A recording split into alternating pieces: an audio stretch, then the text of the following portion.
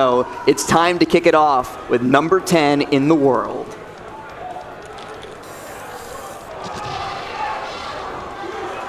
Now, a lot of people said it. 2025 was the year of who?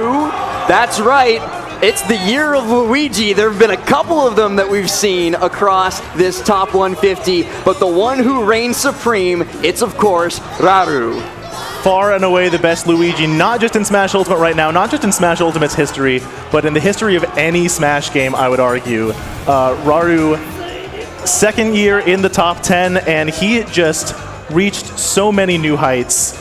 He had second place at the biggest tournament of all time at Kagaribi 13 this May. A run that included his first ever win on Acola, somebody who had been a bracket teaming against him for a very long time. Just matchups you would think of as, okay, these are going to be the roadblocks for Luigi, these will be the roadblocks for Raru. He just overcomes like it's nothing. And we see an example of it right here, actually, from Riptide this past year of him versus Toon, another very, very strong Steve. But Raru just ran through all of them to make it to this number 10 spot. And I think it's kind of hard to understate that Kagaribi second place. Again, like you said, the biggest tournament of all time. But alongside that, he had so many other good results, good wins as well. I can't think of a tournament that he attended that he was outside of, the top cut at. I think like his worst result the entire season was maybe like Level Up Expo or something like that. And even then, still a fantastic run through. And it's one of the other Kagaribi. Yes, Kagaribi 14 ran into an unfortunate matchup. But I mean, the thing about Raru, he just had so many great results that you don't remember those things. Exactly. I mean, look at him at the Sumabato series, Japan's monthly, usually a major series. Monthly S tier. Yeah. Monthly S tier, yeah, absolutely. And Raru won more of those this season than anybody did. 3 Sumabato wins. Defeated most of the top 10 that he faced. Out of the 7 top 10 players in the season that he faced, he beat 6 of them. Yeah, actually, I didn't catch the number there at the end, but what was his win rate versus the rest of the top 10? His win rate versus the rest of the top 25 was something quite incredible that I do not have committed to memory. It was high. You saw it. You can rewind in the VOD or on the YouTube video that shows up later.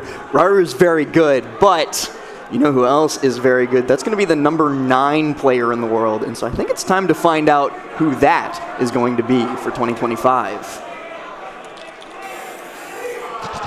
Coming in at number 9, it's the one, the only, not the Nuggets, not the Knicks, not the Lakers, or even the All-Star team. Instead, it's the Afterburner champ. It's the one and only Carmelo, no Anthony. But what an all-star this guy turned into this year. It was a season of firsts for Carmelo. He's somebody that you could be forgiven as a North American viewer for having not heard of before this year. But there should be no doubt, with his first major win at Sumabato, with his first travel to NA, doing amazingly at Port Priority, and then in this season winning Afterburner, and of course, first time appearing in the top 10, Carmelo was just an absolute force in every bracket that he entered this year. Yeah, I mean, especially in 2024, there's a reason whenever you talk to the analysts about which Steve is about to be up next, every single one of them mentioned Carmelo's about to break out and he's about to ruin a lot of people's brackets. And guess what he did? You saw it right there, him taking down Miya at this tournament in both, I think, winners and losers. I think he might have double eliminated Miya at that event, which is just a fantastic showing no matter what. You see he had a 3-0 record on 33 Parent Box as well, and only really going down that frequently to Owame. If your demon is just somebody that you've lost to twice in the season, impressive. That's pretty good. Says a lot about you. Another thing that says a lot about Carmelo, across all of his tournaments this season, his lowest placing at any event, majors included, 9th place. It sounds like it's almost not quite as strong as the breakouts of Acola as well, where he was just like never outside of top 4. So definitely reminiscence. I mean, never getting below 9th, not bad if you ask me. If you didn't know ball before, that's okay, but Carmelo needs to be a name on your radar moving forward. But speaking of other names that need to be on your radar, if you are a fan of Smash Bros, I think a lot of you are going to recognize this number 8 spot. So without further ado, let's get into this one.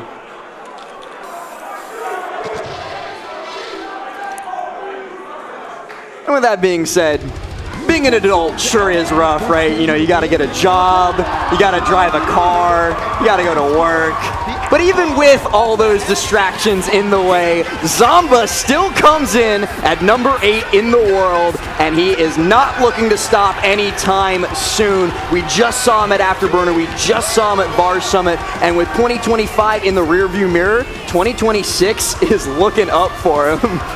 Zomba, absolutely, and like, it's crazy to think that this is his first time in a full year top 10. To me, Zomba is just that guy who has been that good for forever, but he finally put it together into an amazingly, not just consistent season, I do want to talk about the volume of events that Zomba attended. Everything. 52 events on the year. That he did not take a week off.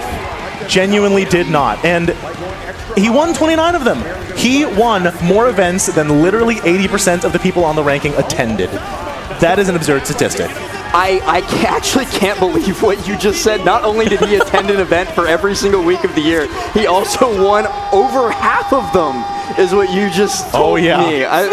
Oh, yeah. And Zomba, ever the fount of personality, wants to go to Panda Cup. Favorite animal is pop fillers. I sure hope that Zomba's dream is realized one of these days, but man, what a guy, what a player. I mean, you saw in that montage. Oh, you're reading up. Sorry, what were you saying? This is some fine literature. Do not want to interrupt you. No, you take a look. Oh, it's talking about how Zomba got his first win on Bracket Demon Miya at his best event of the season at Genesis X2. That's impressive. Incredible player overall, incredible personality overall, incredible looks. You see him, he's a model now, apparently, too. Just in case he didn't have enough going on Moms the all side of us. as well. It's not fair. Sure, why not? But he's at number 8, and that means we got to go up next and find out who our number 7 player is.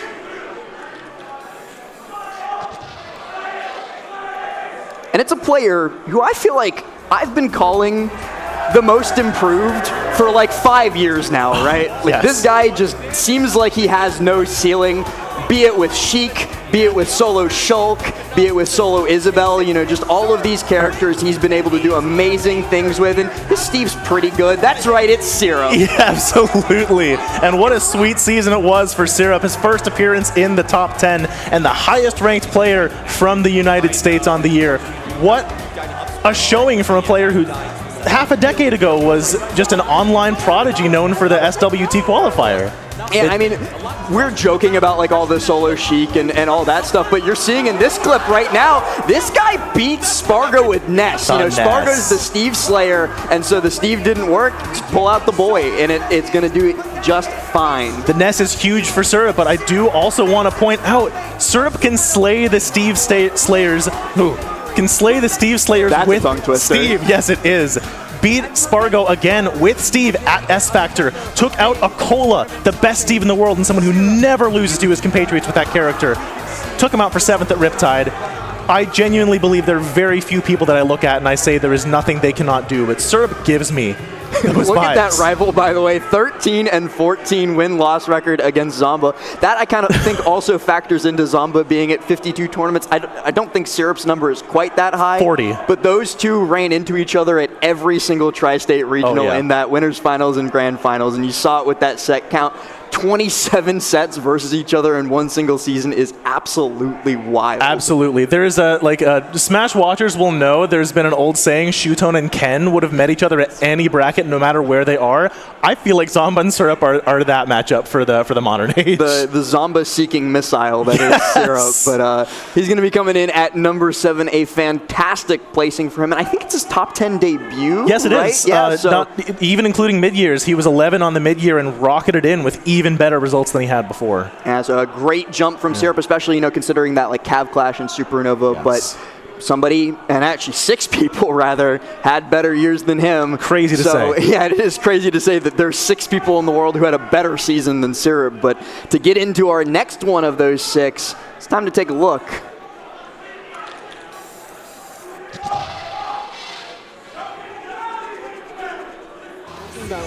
Hallelujah, hallelujah. The curse is lifted. Sonix rockets in to the top 10 this year at number 6 in the world. But it's been a big year for him because as you see in this clip right here, he finally defeated the curse of 2nd place. He became a champion once again after the longest drought of second after second after second, and I think that bodes very poorly for anybody who's not named Sonix in the year 2026. If he has relieved himself of that curse, there is nothing Sonix cannot do. Characters that should mess up Sonic, he'll run through, as you see here, taking out Lights Fox, who he has turned from a demon into an even matchup. That combo, too, was one of the craziest ways to win that game, and it's just non-stop with this guy. Literally last night at VAR's Summit, was able to win it over some very, very strong competition, defeating Louis Money at the end of the night, and in the interview saying, like, I'm just getting started. This is my year. Very dangerous, very scary for anybody who's about to face him in bracket, and that's people here. Sonix is here aiming for the LMBM 2026 title.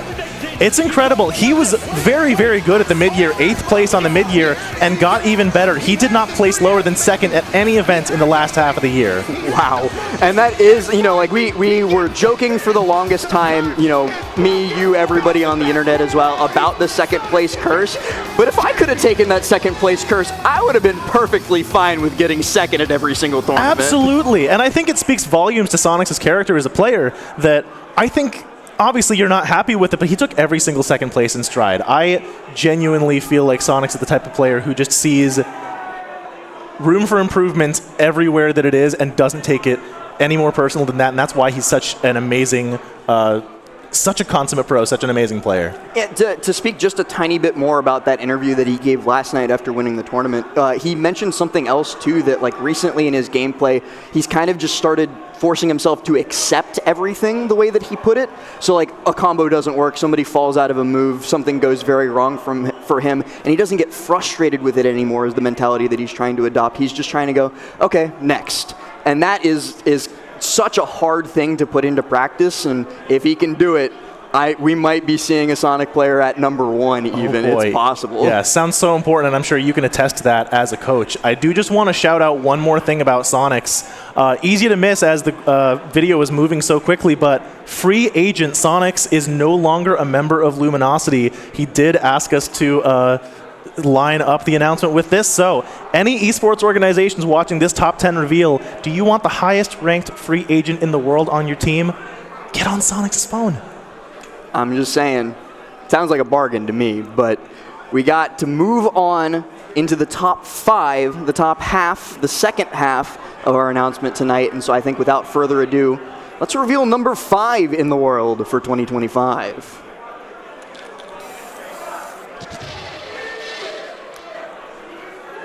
Ladies and gentlemen, and everybody else who can hear my voice, he's back on the grind after a quick break at the second half of the year. But his first half was just so damn good that he's still number 5 in the world. That's right, it's Spargo! The Spargoats. I don't want to understate. Obviously, the first half rocketed him up to 5th on the mid-year. His second half, 2 majors, first at S Factor, an S Plus tier, and 4th Supernova, a P tier. This guy may have gone home, but he did not slow down when he was attending. Spargo has been as good as ever, even throughout this break. Look at that. Just insane stuff. I will never hide how much of a fan of Spargo I am. And he's back from that break that he took for the second half of the year, and he is, as he said a couple of times since that return, especially in the lead up to LMBM, he's hungry. He wants that #1 spot back, yes. And he is going to be making everybody in his way hurt until it is his to hold. And he's got a dang good chance to do it. He has a perfect record this season against 3 of the players ranked above him, and a 5-0 record on Sonix, 1 step below him. You put all that together, he has a 9-2 record on the 5 best players not named Spargo. Wow, he really was Sonix's team. And yeah. the Roy coming out at a couple of tournaments, I think the one that stuck with me really was Gommel. With that grand finals that he played against Sonix, and it's just like when Spargo is on, it's a work of art. It's poetry in motion. It's almost indescribable how good that kid is. Truly, I think he makes the game look like a work of art when he plays. I also want to give a big shout out to Plant Gang. Spargo with a very real Plant secondary, lowest tiered character ever to appear in the top 10 in Ultimate.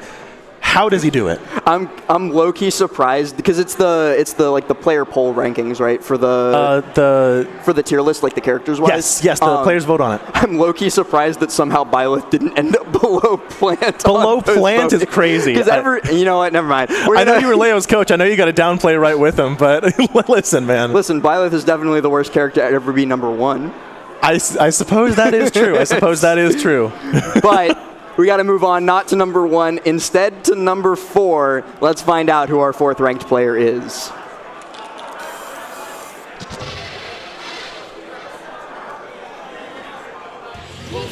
There might be a million synonyms for it in the English language, but there is only one Hurt. He is the #4 player in the world, even after missing some of the biggest tournaments possible due to unforeseen circumstances. He missed out the largest Ultimate tournament of all time, was not at Kagaribi, but look at that. First at Genesis X2, first at Smash Awesome, and 3rd at Kagaribi 14. Unfortunately, not the big one. Hurt is just a monster of every aspect of the game. You have to imagine that having had to miss those tournaments, not of his own volition, just lit a fire in him to come back stronger, and come back he did. He was amazingly consistent in the second half. 4 P-tier tournaments, 3rd, 4th, 3rd place at all of them in order. And actually, as much as I love the clips that are going on right now, I'm very, very anticipatory for this next card that comes up, because I'm so curious who even has a somewhat decent record against this guy. It feels so hard to beat him more than once. It's an exclusive It's so hard to beat him once, let alone more than once, because even if you figure out the snake like it seemed that Doramigi had, Hurt went and grinded with Wrath for a couple hours to make a Sonix secondary just to win that set at Supernova, and that Sonic is more than real. You see it right there. He's got a 5-1 record against Acola, a 3-3 record against Xion, but the demon, of course, that's going to be Miya with that 0-3 win-loss. Miya, a demon for so many this season, but the only thing Hurt couldn't solve, everything else was gravy for the Snake main, and he is also here at LMBM as one of our featured overseas competitors. Very real chance to win the whole thing. I mean, we're saying that about all the players lately, but it's incredible how good he is. Every player from the top 4 onward has been seriously talked about at some point in the past season as a contender for #1, a genuine contender. Hurt, no different. You have to think he wants it this upcoming season too. Yeah, and I mean, you watch Hurt play a set against somebody else in the top 10. Pick a person who's not named Miya in that list, and he makes them sometimes look like they just picked up a GameCube controller for the first time. When it comes together, when the plan falls into place, there's just no stopping Hurt. He is that good, and there's a reason why when he won Genesis early in the year, everybody was going, who can stop this guy? Like, what do we do? And, you know, with the Sonic coming through, that's a good matchup against Game & Watch. You have to wonder if he can unlock that last door that he has to go through. I'm scared. We'll have to see. I'm shaking in my boots right now, but he was only at #4. Only the 4th scariest person on this ranking. Only the 4th scariest person in the world to come up against. Yeah, I'm going to have to get some expansions in my boots so I have more room to shake in them, because I'm definitely scared of running into our #3 player in bracket.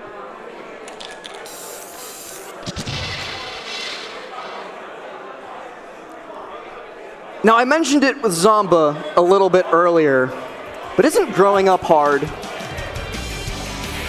It's definitely been a challenging year for Acola, especially after how dominant he was previously, but cut the kid a break. He's got school, he's got entrance exams, he's got practice, and he still has time in his spare time to be the 3rd best player in 2025. That's just how good this guy is. How good of a player do you have to be that if you get 3rd place, people are thinking, oh man, that's the lowest ranking he has ever had. The lowest floor anybody in Ultimate has ever had.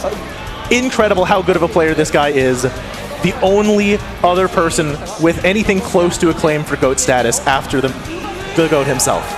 And I mean, you're looking at these clips right now, and it's like watching a car crash in slow motion. There's nothing you can do about it. There's no way you can stop this. It is inevitable, and somebody is going to get injured, usually his opponents. Yes. I think if you asked a lot of players who they would be most afraid to face in bracket, who they would view as the most Herculean task to defeat, regardless of whether or not he is ranked #1, I feel like Acola will be the most widely answered person by a large margin. I mean, even if you do manage to take 2 games off of him, it's more likely than not that you're going to end up in a Game 5. We heard about Game 4, Leo, the other GOAT of the game, discussed for so long, but Game 5, Acola is another beast entirely. I also got to shout out My Hero Ultra Rumble. I love that he's got that as his favorite game. Shout outs to Acola for that fantastic game. I would like to give one bit of mention to the 5th tournament on that best results player card, Impact Major #2, Japan's, I believe, last major of last season. It brought him very, very nearly to the #2 spot. It was incredible. Early runs of the algorithm before it was finished iterating had Acola in the #2 spot, which surprised a lot of people, myself included. He was that close to being... Didn't even do that much. Like, he didn't go to that much this 11 year. tournaments. He's just only 11 tournaments compared to Zomba's 52, Syrup's 40, but 11 tournaments was enough for Acola. He is just that good. He's just that consistent. When you win the biggest event in history, that kind of is what it's going to do for you. It's a little beneficial, I think, just a tiny bit. We're talking about all the could-bes, but Acola has been top 1 before, and there is absolutely no reason he can't get back there. Just hope that he picked a hard major, guys. That's all that I gotta say, because otherwise, if he's got time to focus on Smash once again, we're all in danger. But you mentioned it, that early projections from the algorithm before the final tournaments wrapped up had Acola at #2, but instead, he was beaten to the punch by one person. Let's find out who that is.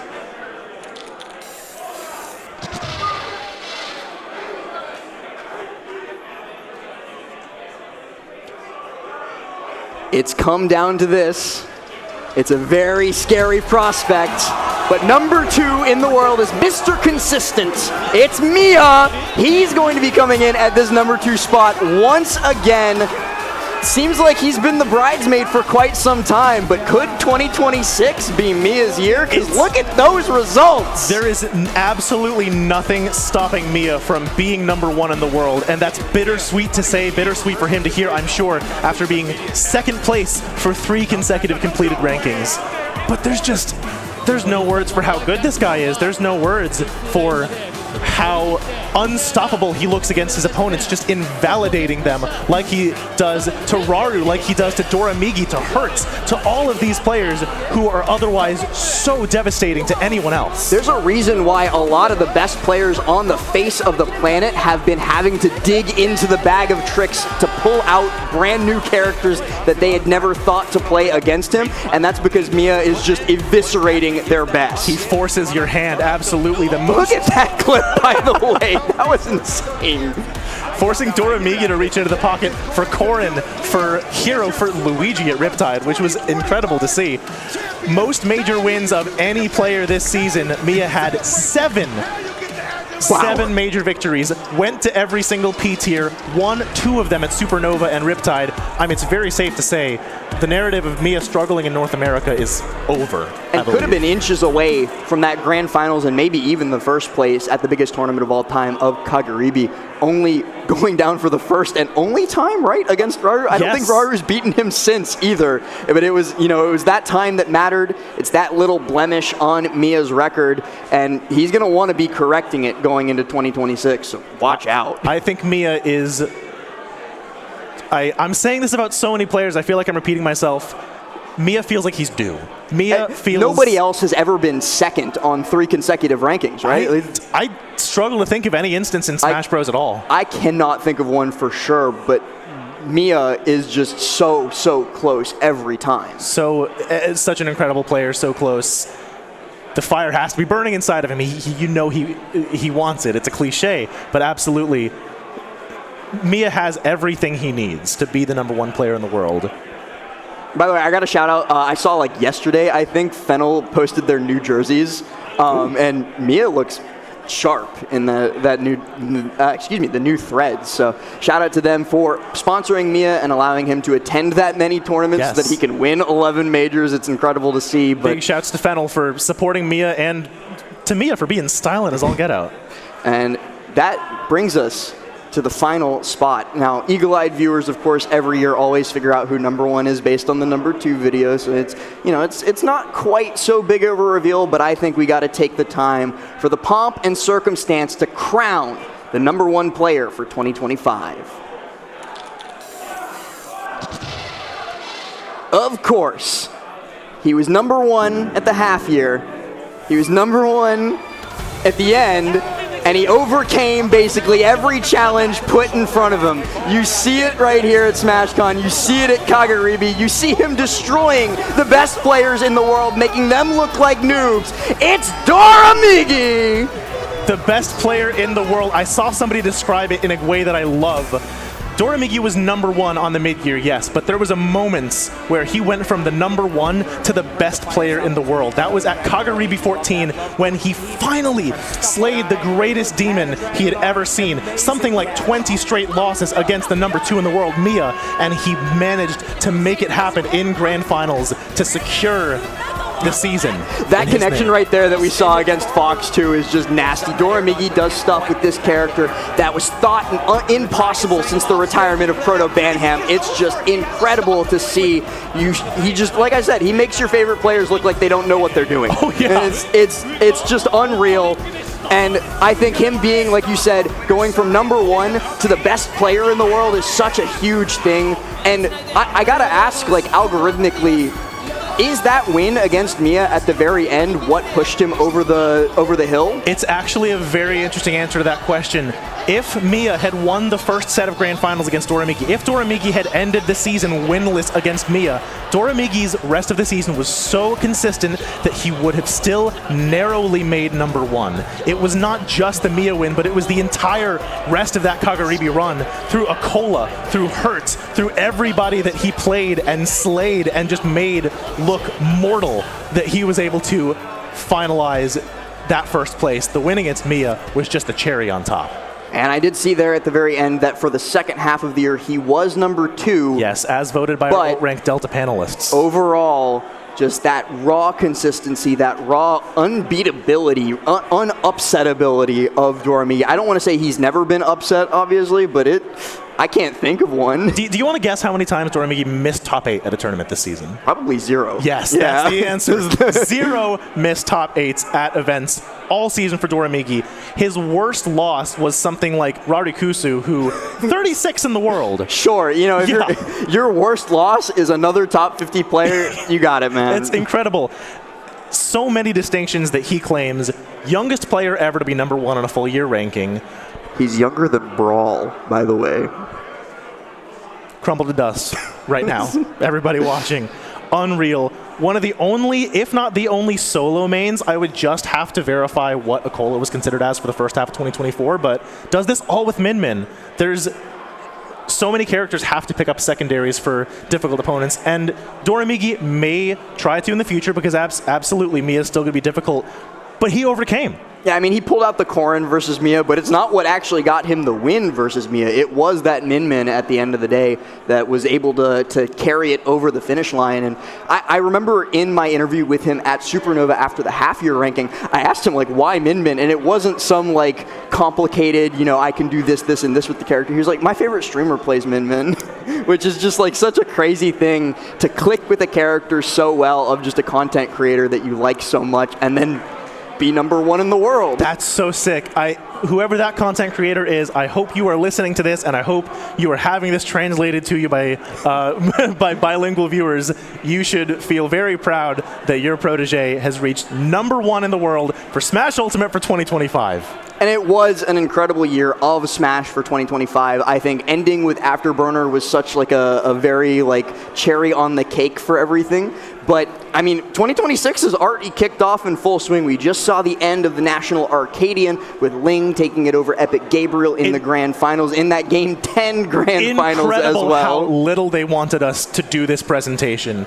All the respect in the world to Ling and Gabriel. What an amazing Grand Finals it was. Worth the wait. It was absolutely worth the wait, but you are going to have to wait a little bit longer for Let's Make Big Moves, because that is going to be it for this day 1. Friday is coming to a close. We've got nothing more to show you for today, but make sure all of you tune in tomorrow morning, 10 a.m. Eastern Time, bright and early, for the beginning of Wave A pools here at Let's Make Big Moves 2026. It's the first, I think it's the first P tier. There hasn't been like another random Japanese one that I don't know about, right? Cool. The first P tier, the first thing above S tier this season. Okay. This is kicking things off. I just had to make absolutely sure that there wasn't like a Sumabato that hit P tier that I didn't know about, or not yet, but I'm sure it's coming. It'll be next weekend or something like that. Yeah. But it is the first P tier of 2026. We've got a lot of those ranks that we just discussed throughout these last 2 weeks. Going to be duking it out for the honor of being crowned LMBM champion, so you're not going to want to miss it. But